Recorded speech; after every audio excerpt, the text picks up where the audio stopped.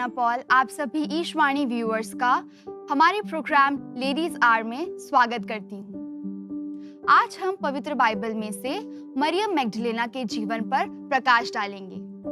आज हमारे बीच उपस्थित हैं सिस्टर गंगा रावत। सिस्टर जी, मैं आपका हमारे प्रोग्राम लेडीज आर में स्वागत करती हूँ। धन्यवाद। सिस्टर जी, क्या आप हमें बताएंगे कि मरियम मैग्डलेना कौन थी?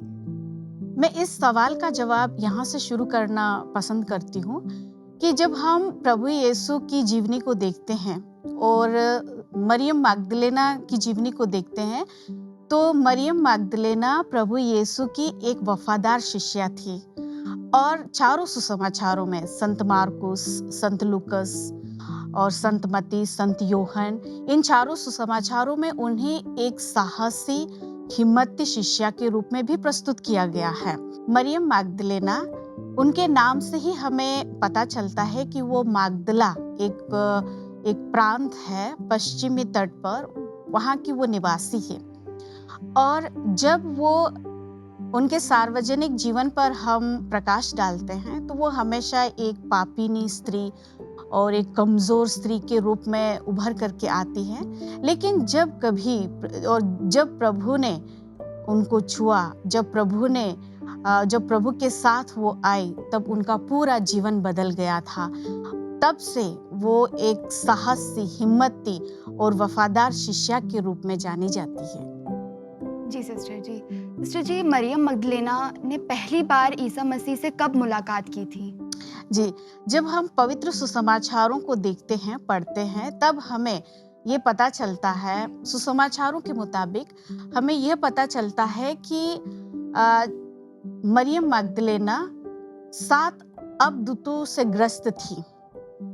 और जब प्रभु ने उनको चंगाई प्रदान की थी, 7 अबदूतों को उनसे निकाला था, तब वह प्रभु के ओर करीब आ गई थी, प्रभु को गहराई से समझने लग गई थी, प्रभु के वरदान को वो बहुत अच्छी तरह से समझने लग गई थी, क्योंकि वो एक नए चरित्र में उभर करके सबके सामने पेश हो गई थी। साथ ही साथ एक और बार उनसे मुलाकात हुई थी। पवित्र सुसमाचार के अनुसार हमें ये भी जानकारी प्राप्त है कि जब प्रभु यीशु एक परिवार में भोजन कर रहे थे और उस समय मरियम मैग्दलेना एक बहुत ही सुगंधित इत्र लेकर के वहां आती है और वो क्या करती है, प्रभु यीशु के पैर को उस सुगंधित और बहुत ही कीमती इत्र से उनके पैरों को धोती है और फिर अपने ही बालों से उसको प्रभु के पैरों को पोंछती है। तो उस समय भी प्रभु उसके इस कार्य से बहुत ही प्रभावित हो गए थे और उस समय आस पड़ोस के लोगों ने सवाल किया था कि ये महिला इतना कीमती इत्र क्यों बर्बाद कर रही है। इस पर प्रभु ने उन्हें जवाब दिया था कि वो अपनी इच्छा से उन्हें जो चंगाई प्राप्त हुई है, धन्यवाद के रूप में उन्होंने प्रभु को ये भेंट, हम अपने तरीके से बोल सकते हैं, या फिर उन्होंने कृतज्ञता के इस कार्य को प्रभु के सामने पेश किया था। सिस्टर जी, मरियम मैग्दलेना ईश्वर की बहुत प्रिय और वफादार शिष्या थी जी। तो ऐसे कौन से वो मुख्य पल थे या मुख्य समय था जब उन्होंने प्रभु ईसा मसीह का साथ दिया था या वो उनके साथ थी? ये सवाल हर कोई जानना पसंद करेगा क्योंकि मरियम मैग्दलेना एक ऐसी शिष्या थी प्रभु की जो हमेशा, खास करके प्रभु के मुश्किल पलों में उन्होंने प्रभु का साथ दिया था।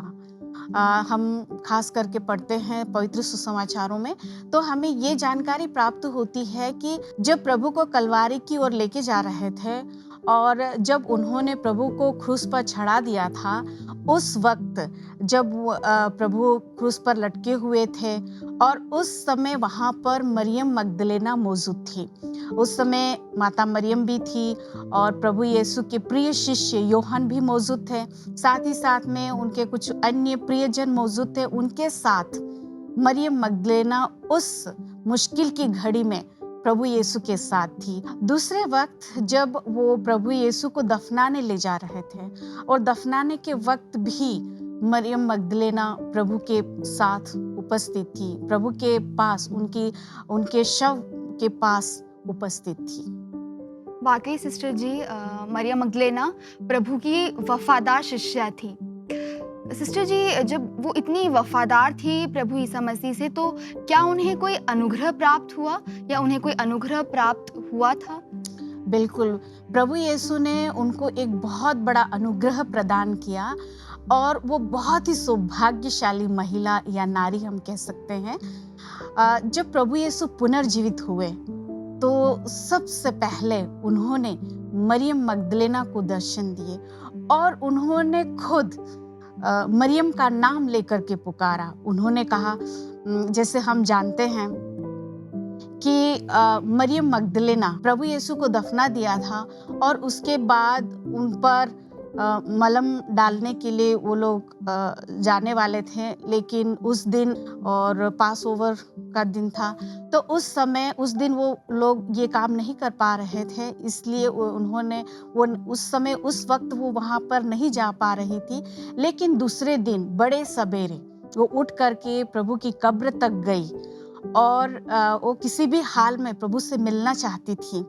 और उस समय जब वो जहाँ पर प्रभु को दफनाया गया था, उस बगीचे में वो वहाँ जा कर के प्रभु को ढूंढ रही थी और बड़े सवेरे प्रभु पुनर्जीवित होते हैं और सबसे पहले मरियम को दर्शन देते हैं और प्रभु यीशु उनका नाम पुकारते हैं, मरियम।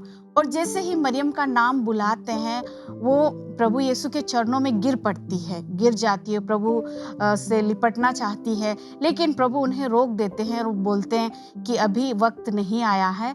आप इस गुड न्यूज़, जो बहुत ही अच्छा समाचार है, उसको आप ले जा कर के अपने भाइयों को, अपने शिष्यों को बता दो कि मैं पुनर्जीवित हो गया हूँ। प्रभु का पुनरुत्थान वाकई में एक बहुत बड़ी खुशखबरी थी हम सभी के लिए, और इस खुशखबरी को सबसे पहले मरियम मगदलेना ने सुना था, तो वाकई वो बहुत ही सौभाग्यशाली रही। जी सिस्टर जी, मरियम मगदलेना का जीवन बहुत ही संघर्षपूर्ण था। जी वो एक पापपूर्ण जीवन बिता रही थी। वो काफी दुखी थी और पश्चाताप करना चाहती थी, लेकिन वो अपने जीवन में आगे नहीं बढ़ पा रही थी। पर जब यीशु मसीह ने उन्हें यह अनुग्रह दिया, उनका जीवन पूरी तरह से बदल गया था। तो हम मरियम मगदलेना के जीवन से अपने जीवन में क्या प्रेरणा ले सकते हैं? बहुत अच्छा सवाल है। हम सभी के लिए यह बहुत ही प्रेरणादायक सवाल है। मैं इस सवाल का जवाब इस तरह से देना पसंद करती हूँ कि जब कभी हम देखते हैं कि हमारे जीवन में कुछ ना कुछ घटनाएं घटती है, हम भी पाप करते हैं, तो इस वक्त हमें अपने पापमय जीवन में नहीं रहना है।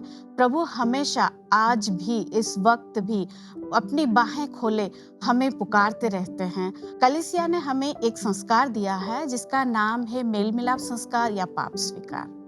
तो इस संस्कार को हम अगर सच्चे दिल से, साफ दिल से अगर हम उसे ग्रहण करते हैं, तो हम प्रभु के अपार अनगिनत वरदान को पा सकते हैं। आपने जैसे मुझे कहा कि मरियम मगदलेना एक निराशापूर्ण जीवन जी रही थी, पापिनी थी, पर जब प्रभु ने उसे छुआ, प्रभु ने उसके पापों को क्षमा कर दिया, तो उसका चरित्र एक नया हो गया था। वो एक न्यू पर्सन हो गई थी, उसने नया जीवन शुरू कर लिया था और वो अंत तक प्रभु के साथ वफादार शिष्या बने। तो जब कभी हमारे पाप क्षमा हो जाते हैं, जब हमें ऐसा अनुभव होता है, हमें ये वरदान मिलता है कि मेरे पाप क्षमा हो गए हैं, मेरी गलतियां क्षमा हो गई हैं, तो हमें बहुत बड़ी खुशी महसूस होती है। ये एक वरदान है और ये वरदान मैं बस यही कहना चाहूँगी कि जो कैथोलिक भाई बहन हैं, हम इस संस्कार को कभी भी प्राप्त कर सकते हैं। ऐसा कुछ नहीं है कि आपको महीने में एक बार या सप्ताह में एक बार, ऐसा कोई समय निर्धारित नहीं किया गया है। जब कभी हमें महसूस हो कि मुझे मेरे पापों की क्षमा चाहिए, तो उस वक्त हम इस वरदान को प्राप्त कर सकते हैं, इस संस्कार को प्राप्त कर सकते हैं और अपने आप को पवित्र कर सकते हैं। सिस्टर जी, बहुत बार हमारे जीवन में ऐसा होता है कि हम कोई गलती कर बैठते हैं या हमसे कोई पाप हो जाता है जी, और हमारे मन में उस पाप के लिए ग्लानि पैदा हो जाती है। हम खुद को स्वीकार नहीं कर पाते हैं, हम ईश्वर के चरणों में जाकर क्षमा याचना नहीं कर पाते हैं। जी। तो सिस्टर जी, हम अपने हृदय में वो ताकत कैसे लेकर आ पाएं या विश्वास कैसे जगाएं कि हम ईश्वर के पास जाकर इस कठोर समय में ईश्वर के पास जाकर उनसे क्षमा याचना करें और उनकी क्षमा याचना के वरदान को अपने जीवन में स्वीकार करके आगे बढ़ें? बहुत अच्छा सवाल है। और हम सभी, जैसे मैंने आपको बता दिया है कि हम सभी पापी हैं किसी न किसी रूप में। और हर कोई जब कोई कुछ गलती करता है तो हमारे भीतर एक प्रकार की फीलिंग्स या अनुभूति आने लगती है कि मैं पापी हूँ। और अपने को हम प्रभु से दूर या लोगों से दूर या परिवार से दूर करने की ताक में रहते हैं। लेकिन प्रभु, जैसे मैंने आपको बताया कि प्रभु आज भी, अभी भी अपनी बाहें खोले हमें बड़े प्यार से पुकारते रहते हैं कि आप आ जाओ। आपने जो पाप किया है हमें सिर्फ उसको स्वीकार करना है। और सवाल में आपने ये भी पूछा है कि हम कैसे उसको स्वीकार करें। जी, सबसे पहले मैं यही कहना चाहूँगी कि जब हम कुछ गलती करते हैं तो सबसे पहले मैं खुद अपने आप में मुझे सबसे पहले खुद को बोलना होगा कि आपने पाप किया है। और जो पाप किया इसका मतलब ये नहीं कि बहुत बड़ा पाप, छोटी मोटी गलतियां हमसे हो जाती है। हम अपने माता पिता का कहना भी नहीं मानते होंगे या फिर कभी कोई बड़ा पाप भी हम कर लेते हैं। तो पाप की हम यहाँ पे पाप को हम एक अलग तरह से परिभाषित नहीं कर सकते हैं, पर अगर हम कहें तो दूसरों को चोट पहुंचाना या दूसरों की हानि करना एक तरह से पाप होता है, किसी को नाराज करना।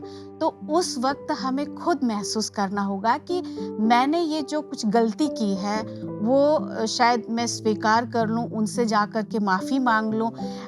जिस व्यक्ति को हमने चोट पहुंचाई है, अगर हम उन्हें मैसेज के थ्रू से भी अगर सॉरी बोल दें तो सॉरी में जो दम होता है, ताकत होता है, वो सारी दुनिया को भी बदल सकता है अगर हम कहें तो। क्योंकि जब हम खुद अपने आप को माफ कर देते हैं तो हम एक प्रकार का फ्रीडम महसूस करने लगते हैं, दूसरों के साथ हम अच्छा बर्ताव करने लग जाते हैं। जब कभी हम सामाजिक कार्यक्रमों में जाते हैं तो हमें अच्छा फील होने लगता है।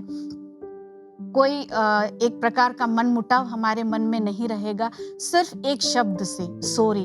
और यही सॉरी शब्द या माफी शब्द अगर हम खुद से कहें या दूसरों से कहें या फिर हम ईश्वर से कहें, अगर हम इस शब्द को दिल से मानेंगे और उसका अभ्यास हम दैनिक जीवन में अनुभव करें, उसका हम हमारे दैनिक जीवन में अभ्यास करेंगे, तो मेरे ख्याल से ये भी एक हमारे लिए बहुत बड़ा वरदान होगा। जैसे कि मरियम मैग्दलेना, उन्होंने साहस लिया, करेज लिया और भीड़ भाड़ में जाकर के प्रभु के सामने गई और वो जानती थी कि प्रभु उनके पापों को क्षमा कर देंगे, प्रभु उन्हें नया जीवन प्रदान करेंगे। तो हमें खुद को भी कहना होगा कि अगर मैं माफ़ी मांगूंगा या माफ़ी मांगूंगी तो मुझे प्रभु वरदान देंगे, एक बार फिर एक नया जीवन जीने का वरदान देंगे।